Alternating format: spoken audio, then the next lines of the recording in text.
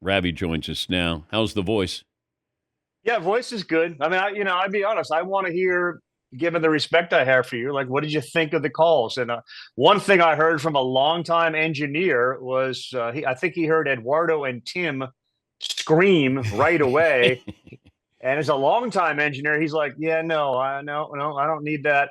And our producer, who's younger, Dan, loved that enthusiasm. He's like, "No, I was good with it." So I'm going to defer to you. Like, what did you think? Well, I'm old school where I don't like the analyst jumping in. Uh huh. I'd like to still get the call, but we've found that you have a lot of these analysts, certainly locally, Ravi, that they jump in during the call like a football, Yeah. guys doing 80 yards and like, go, go, Right. go. So Yeah. it's hard for you to do your job when you do. I love the enthusiasm, but I think it makes it harder for you still have to say what is happening. They're Right. just reacting to what happened. Yeah, you're almost so used to when an analyst talks, you lay out. You kind of okay, well, he's got something to say, but I'm in the middle of a call and they're kind of yelling and screaming. So yeah, it's one of those where as you know, when you sit there as a host of a show, when they talk, I'm a deferential guy. Like, okay, well, it's got to be important, so I'm gonna go ahead. Whether it's Peter Gammons, Harold Reynolds, John Kruk, or Eddie Perez, or Jimmy Dykes.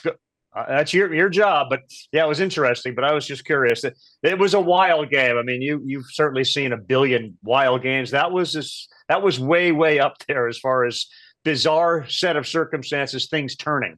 Okay, but when you saw back to back with Yeah, Judge and Stanton, yeah, your thoughts of where that game was headed?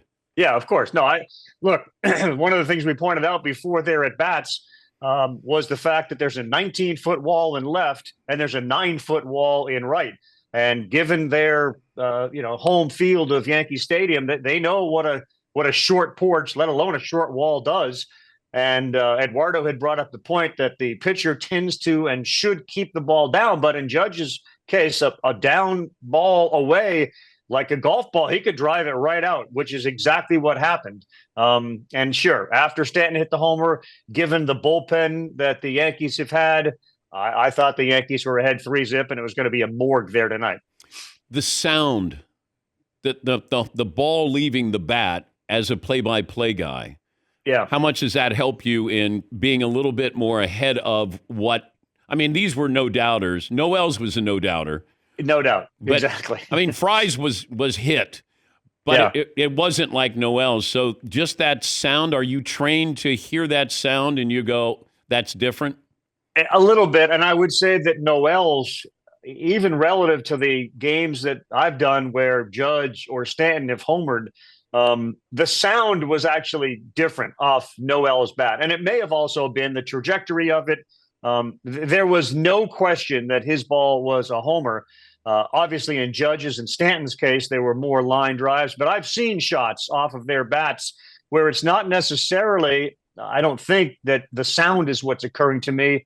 It is more about the sort of trajectory as it flies off their bat. You can tell that those animals who were so big, they got it and it's going to go. But Noel's was unique. It was different. It sounded different. I maintain that I don't think any ball comes off a bat differently than it does for Shohei Ohtani. Yeah, There's just a sound to that. It's I don't even have to watch. I just hear and I go, oh, gone. I mean, right. they're no doubters. Yeah, and I missed that. Gone. I missed that. Yeah, the two things that I took away from last night is familiarity is a problem. You're starting to see these same bullpen guys now, night in and night out, and the shine. I'm not saying it's off of a Weaver or a Holmes. Class A hasn't really been a factor in this series until last night, and it is so bizarre that he's now given up more runs in the postseason than he did in the entire season. Makes no sense at all. But my goodness, these guys are huge. They're the guys that hit balls last night that you knew were just missiles. Stanton is a football player. Judge is an absolute linebacker, tight end, and Noel is massive. So, I mean, my hands are tiny. I mean, I have the smallest hands on the planet. and I put them up to Noel's hand. I did not come up to the middle knuckle. That's how big that guy is. He is massive, and when he gets a hold of one, it goes. So it was the size, it was the power, it was home runs, it was the three true outcomes that we saw last night. But it happened so quickly. Talking to Karl Ravech, he was on the call last night with the Yankees and the Guardians. That tricky word, momentum. Mm-hmm. Can't carry these things over with you, but we've seen where that feeling can be carried over. Yeah. Any sense of what to expect tonight? No, I think that's been the beauty of this postseason. In a lot of ways, the end of the baseball season, there was some unpredictability. Teams, had bumpy stretches. Other teams got hot. Some checked out. Individuals shined. No, I don't, because you get into this series now, and for when we were working together at ESPN, here are a couple of names for you. So Gavin Williams is going to start for the Guardians. Gavin Williams made 7 starts at home this year. He lost all of them. Like, the last guy to do that was in 1993. You remember Anthony Young, Shea Stadium, 7 starts, lost them all. So, certainly you'd think going into this thing, BP, that's not a good omen. He also gets no run support, but he's going up against a rookie in Luis Gil. And the last Yankee rookie to win a postseason start was a guy named El Duque in 1998. So, no, I think you get into this part of the staffs, the starters, the bullpens have been used. We only had 15 pitchers last night. Maybe we can go up a little bit in this game. So, no, I don't look at it that way. I do think that part of what you leave with last night is, okay, well, Weaver had been literally invincible. I mean, his story is crazy. And Stephen Vogt, the manager of the Guardians, was a teammate, was a bullpen catcher for him. He coached him, and he looked out at Luke Weaver prior to last night and said, I don't even know who that guy is. Like, I don't recognize him. This is not the guy that I was catching with or a team. No idea who he is. But last night, he left a couple of pitches over the plate and he paid for it. It used to be starting pitching. That we talked about starting pitching this time of the year. And I miss that. And without sounding like the get off my lawn guy, but how do we get back to where the starting pitcher does have a presence, does impact a series? Yeah, it's a great question. And again, I think even over the years, while we focused on starting pitching, there were really, and I'm excluding the Braves of the 90s when they had such great depth, but for the most part, these teams, you remember 1 or 2 guys from a staff. You remember Madison Bumgarner. You remember Garrett Cole here. So they go out and add Carlos Rodon and hope it happens. But we have absolutely minimized the requirements that are made on starting pitchers.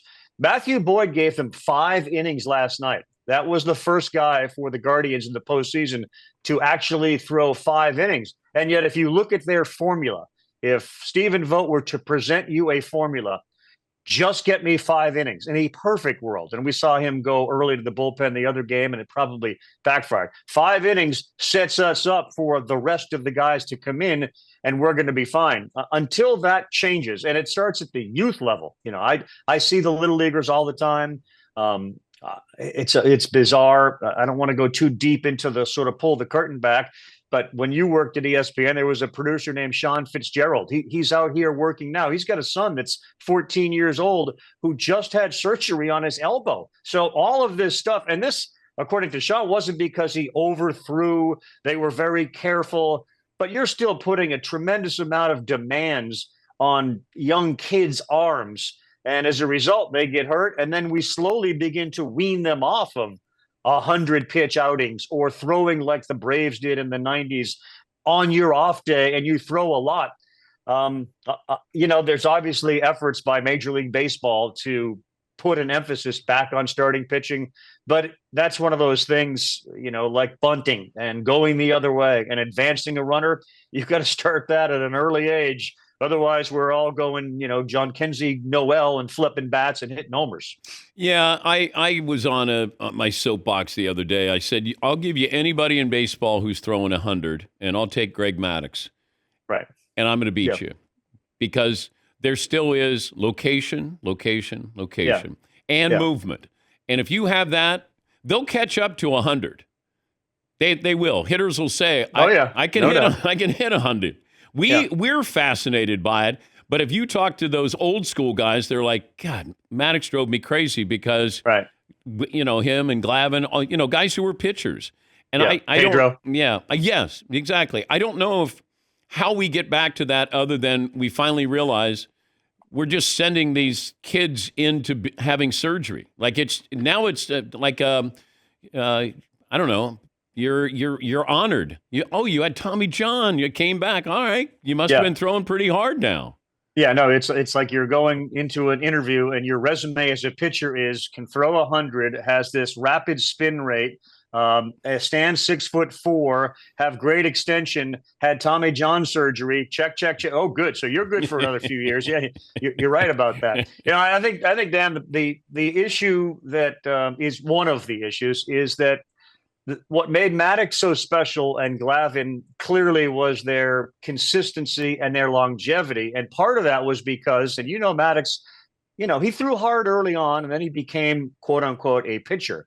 Now there's a formula where you want to create a pitcher, but in creating a pitcher, you're teaching velocity and you're teaching this emphasis on spin rate. A great example of a guy who has come so far, but you wonder about the longevity because of how hard they throw and this incredible spin rate is a guy who was traded from the Yankees to the Padres. His name is Michael King. And when he's on the mound and he's right, the stuff he's throwing is unhittable. Like you cannot hit it and it moves everywhere. It's not 100. It can be 94. It can be 92. It sweeps, it spins, it dives, it darts.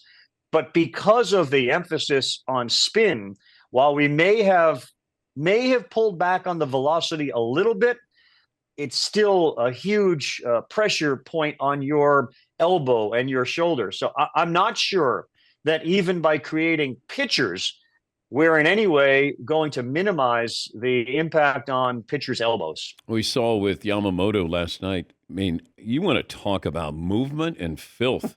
Like it was crazy, some of the movement that he had. I mean, it was fun to watch something like that instead of, 97, 98. This had movement on it. And I'm fascinated. I loved it. Yeah. And that's what King does. And I will say that, what makes Weaver so special, he's not 100-mile-an-hour guy. I mean, he's a fastball change-up guy. So, you need 3 pitches, but you certainly need 2 pitches. And they both ideally come out of the same slot and they move differently. But he's not blowing guys away. Clase is that guy. Clase will come in and throw gas. And as you saw last night, it can be turned around. He's Karl Ravech. Now, I asked this to Chris Collinsworth. And I said, do you root for the previous week of what that will mean for Sunday Night Football? And he said, yes. Any part of you rooting for Yankees-Dodgers because of maybe what that would mean nationally? Personally, no. I'm not vested in that. I think as a fan of baseball, it would be a great theater because of the individuals involved. But I think the difference between Chris and my answer is he's going to do the game next Sunday. I'm not going to go call the World Series. So if I were to call the World Series, I'd have a different answer. I'd say, sure, I want to see Shohei. I want to see Judge. I want the superstars there. I think it's going to attract more eyeballs. But if, that my answer is I'm not vested in it. What I think I am vested in is having this series, go 7 games, be exciting. I was very worried when the Yankees hit those homers that this series is now, likely to die on the vine and how hard it is to come back from 3-0. So, as you know, in this industry and these seats, we get hammered because we root for certain teams. That couldn't be personally further from the truth. We root for the game. We root for the story. We want close competitive games. It stinks trying to fill when it's 9-1 after 2 innings. It ain't much fun. We like the close games, and we just do not care who wins. I don't. Great job. My best to Timmy and Eduardo. Thanks for joining us, Ravi. My pleasure, my friend. Thanks, Dan. That's Karl Ravech. He'll be on the call later on tonight.